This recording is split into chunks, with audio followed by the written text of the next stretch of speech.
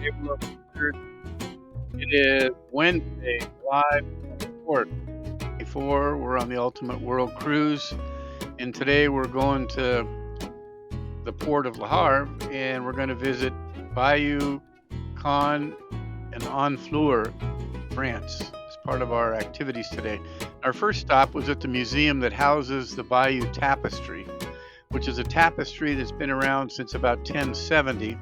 That talks about William the Conqueror and his conquest of England and becoming the King of England.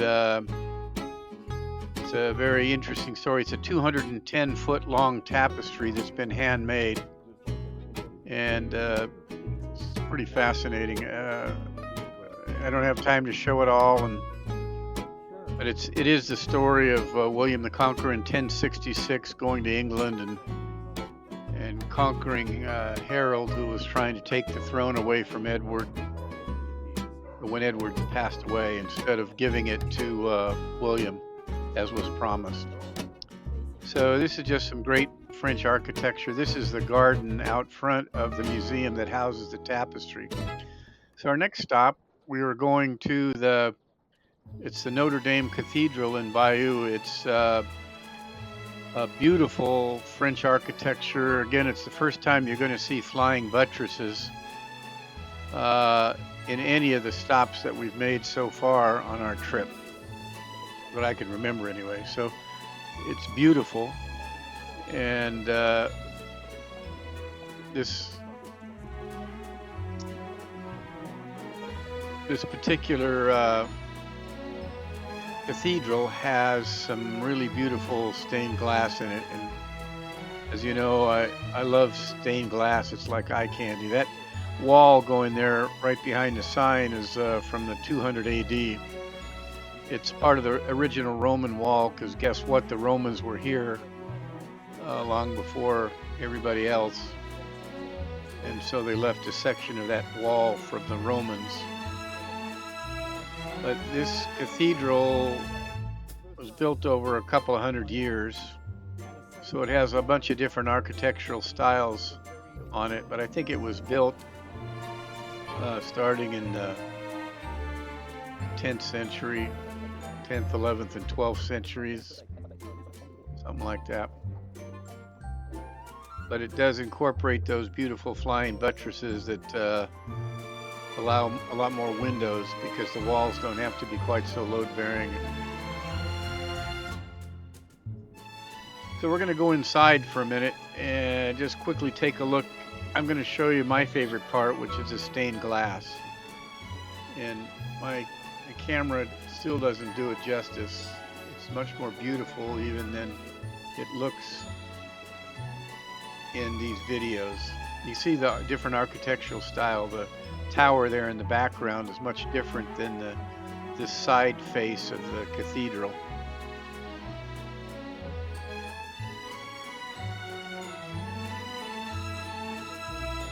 But while we were here, they were giving an organ concert, or the organist was practicing or something. So I'm going to give you 30 seconds of an organ recital in just a minute or two here, so you can listen. There's the organ up in the back of the church there. But I'm going straight for the stained glass windows.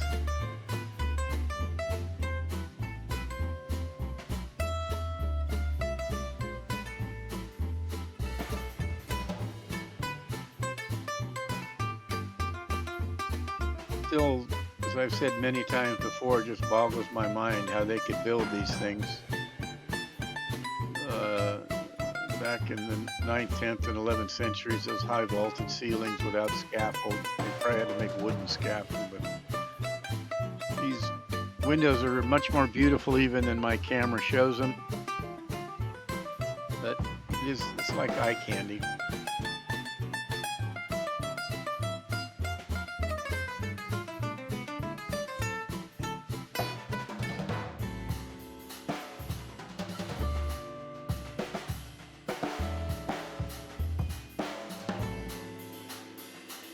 Of course, most of these windows, tell stories out of the Bible, but there's not enough resolution from this camera lens to be able to sort that out from this distance. So anyway, here's the organ. Listen for 30 seconds.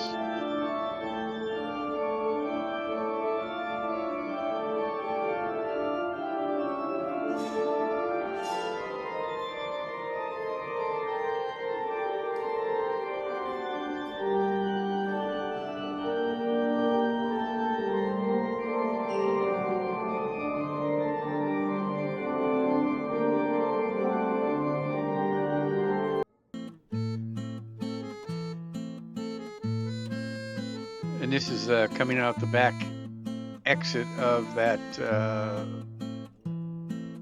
Notre Dame Cathedral in Bayeux.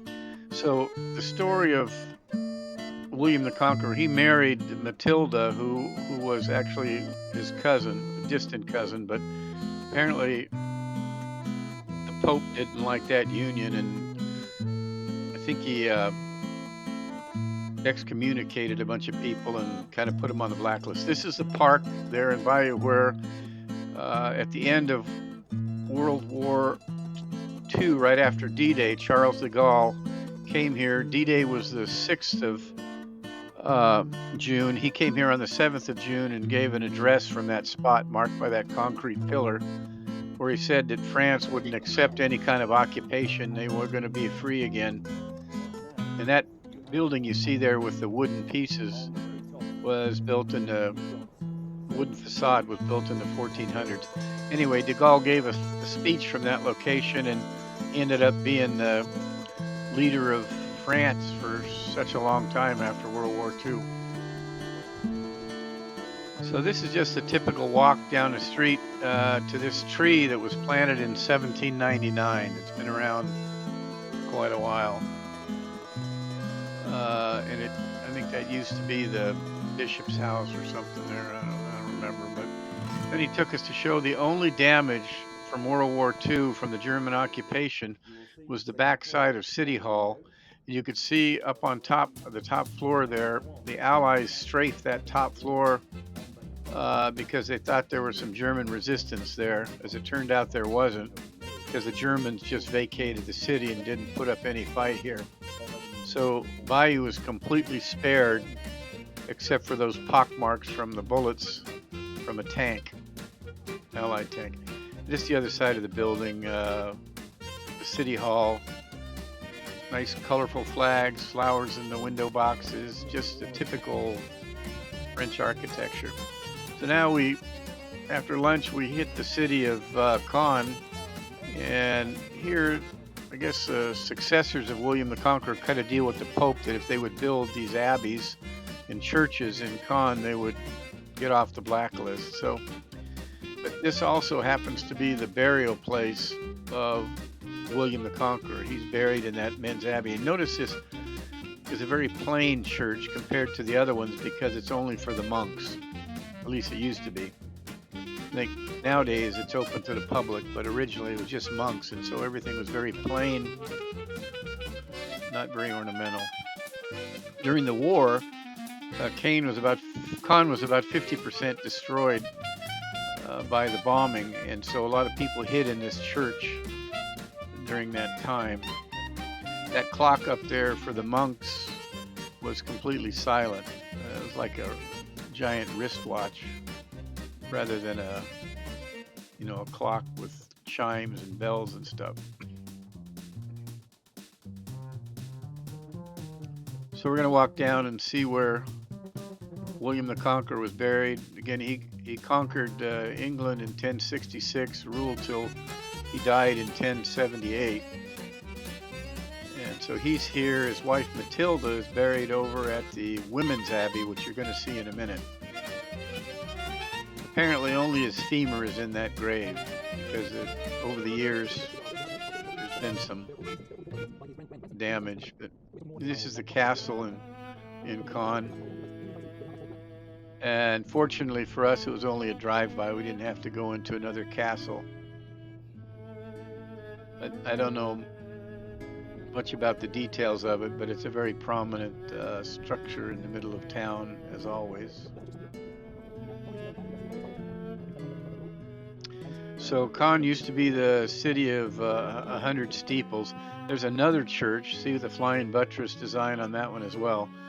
And here's the women's abbey across town from the men's abbey, where William the Conqueror's wife Matilda is buried. We didn't go inside again, but this is part of the deal they cut with the Pope to build those abbeys and some of those churches to get off the blacklist. So now we're in the city of Fleur, and this is like a vacation town. Lots of tourists. They made their money here by importing and selling salt. There was a salt tax. Those buildings there held, I think he said, 100 tons of salt that they sold and used for preserving fish. And those houses across the port right there were built back in the 1400s and have been functional ever since. This little port in the city of Honfleur is on the Seine River just before it dumps into the English Channel. So this wooden church was here since it was built in 1450. It was built by the shipbuilders that used to live in this town.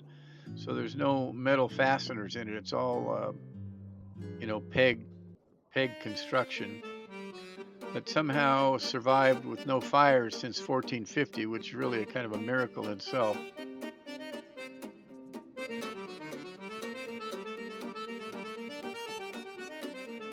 But much different look on the inside wooden church versus the stone ones that we've seen all over the place in Europe. And our last stop was in this chocolate store. So we had earlier in the day we had lunch at a kind of a bakery place, and I also had a crepe. I wasn't going to leave France without having a crepe, but this chocolate store, Laurie wanted to go in, so it's pretty dangerous. We walked out with about $70 worth of French chocolate. We're going to have a chocolate around the world festival with the grandkids when we get home, and this is going to be part of it. I also picked up some more nougat, which I love. Anyway, that's our day. We drove for another hour and 15 minutes or so back to Havre, and got back on the ship. The ship's staying in port tonight, and we'll be here tomorrow. We're going to go visit Monet's house and garden in Giverny tomorrow, so stay tuned for that video on the Monet garden.